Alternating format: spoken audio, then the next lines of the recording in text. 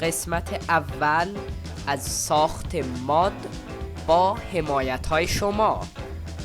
بله، توی این قسمت برای اینکه ما توی قسمت اول هستیم من نیازی ندیدم به این که بیام و بر اساس کامنت های شما بسازم. چرا؟ چون کامنتی ندارید که بر اساسش بسازم.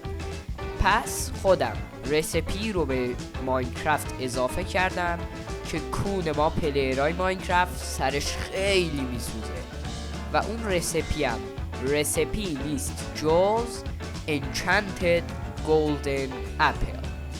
بله، اینجا در تلاش برای ساختش هستم.